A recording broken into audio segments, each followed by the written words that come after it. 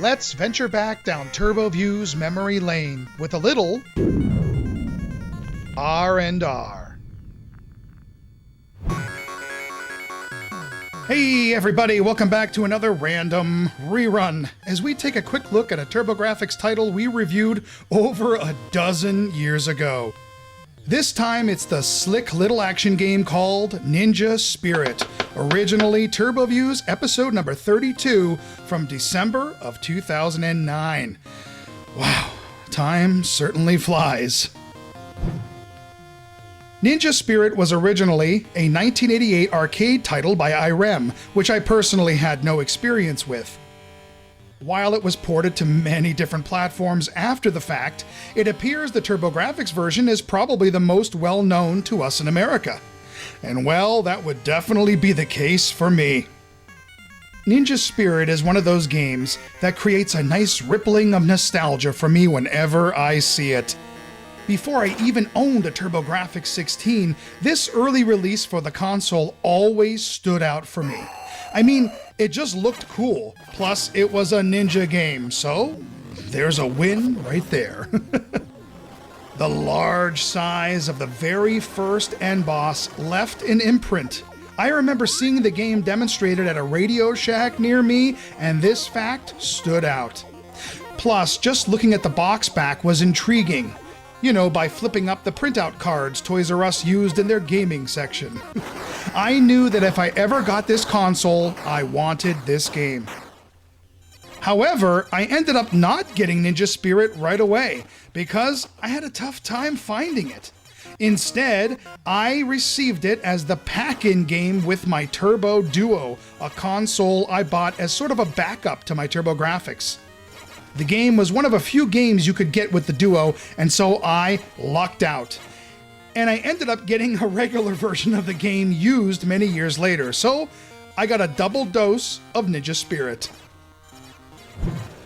To put it simply, I say in the review, Ninja Spirit is a glee-filled romp of revenge.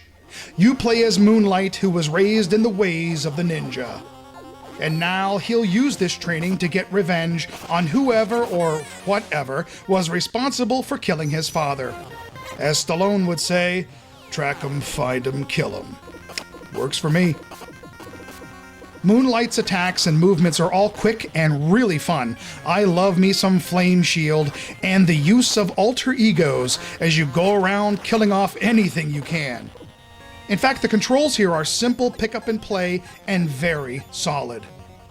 It's also a fast game with excellent visuals for an early Turbo Chip release. Lots of multi-scrolling and detail abound, with a wonderfully unique Oriental feel. The game actually reminds me a bit of Legend of Kage, a game I rented for the original Nintendo. Especially in some of the environments and the fact that your character can jump super high. I also remember one reviewer saying that when you have projectiles flying all over the place, the game almost feels like a run and gun. I can't disagree. Interestingly, the arcade version had one-hit deaths. This port defaults to the PC Engine mode, which gives Moonlight a handful of hits. However, you can swap to arcade mode, reinstalling the one-hit deaths of the arcade. I often will fire up the game and give myself a good challenge this way. Really quick, as for the review itself, yes, my intense coughing storytelling thing is stupid, but you know what?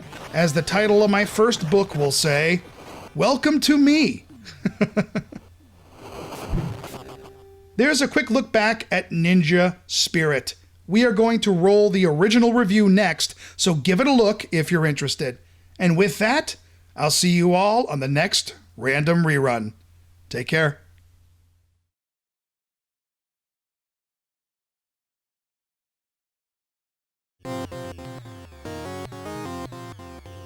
Right before your very eyes, your father was murdered. Now, raised in the ways of the ninja, you seek vengeance. But who is this half-man, half-beast who attacked your father during the night? Well, it's time to find out. Go! Destroy your enemy and get your revenge.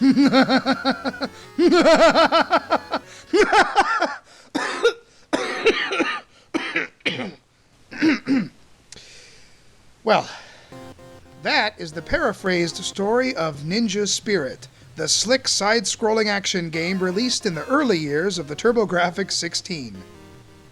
In the game, you control a character named Moonlight and play through 7 action stages, out to kill the ones who took your father's life. Sorry, there I go again. Anyway, Moonlight can wield several weapons, all of which are easily swapped in real time by pressing the select button. They even have cool names like Righteous Cloud, Swirling Leaf, Bamboo Thunder, and Rising Dragon. Yeah. These weapons and Moonlight himself can be powered up, adding more strength and attack abilities. I love the Wheel of Fire, a nice little destructive shield. I also really like the Alter Ego, which clones multiple versions of yourself and attacks all around the screen. This one, though, can be a super downer if you lose a life, because you'll find yourself kicking some enemy behind, then boom! You're left alone without any alter egos, and you feel so empty inside. Ninja Spirit uses these weapons and power-ups in a rather fast-paced and somewhat typical linear style. Most of the time, it will seem like a beat every enemy who comes your way kind of action game. And well, it truly is, with no complaints from me. But you do often have to strategize and take your time, as enemies can appear all over the place, and also when you least expect it. Plus, some stages take planning and have very specific exit strategies. Like Stage 4. Okay, you're walking along, dum-de-dum-dum. Wait, what? Oh, you have to use the ceiling. Or Stage 5, that loops left to right endlessly until you realize, oh, I have to climb up. Doh. And of course, there is the infamous area with the 10,000 sword guys pointing upward. See, this screen leads to the final boss, but you have to be just in the right spot to make it past. Yeah, most of us got this far originally and then died at this part over and over again. So you see, rushing through blindly is not always the best idea if you want to maximize your time with the game. Each stage has an end boss which oftentimes fills the entire screen. All of the bosses in Ninja Spirit are really cool. Choosing the right weapon and finding each of the boss's weak points is a must. Ninja Spirit proves that being an early release is not an excuse for boring visuals. There is multi-scrolling, unique characters, and a great design all around. The backgrounds are always interesting, and the colors really shine. I always felt the look of Ninja Spirit was excellent and really fit with the theme of the game. The sound is average, with interesting tunes and a handful of unique sound effects. The rest of it, though, has that strange, scratchy sound, and it's definitely not winning any awards.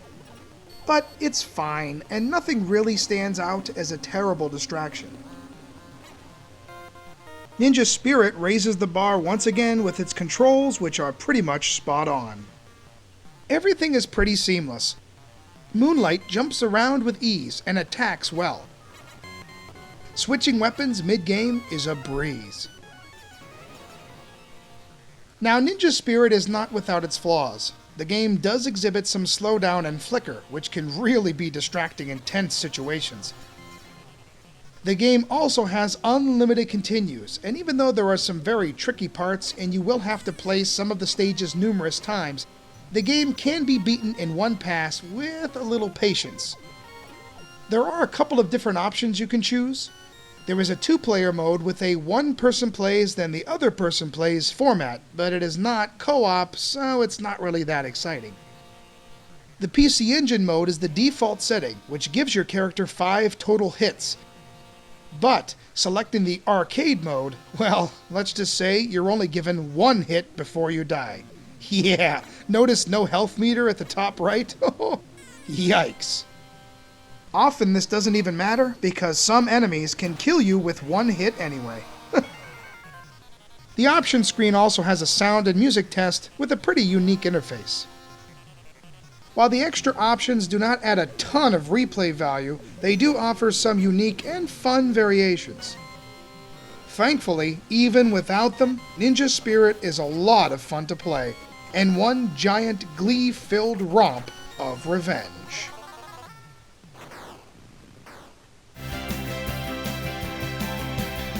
Ninja Spirit has a good mixture of weapons, bosses, enemies, and strategy to hold your interest through the duration and never seems to get too frustrating. While it doesn't have a super high replay value, I still think you will enjoy your stay with the game nonetheless.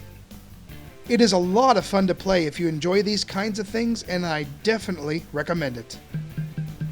So, pick up your turbo controller and destroy your enemies before it's too late. Damn it.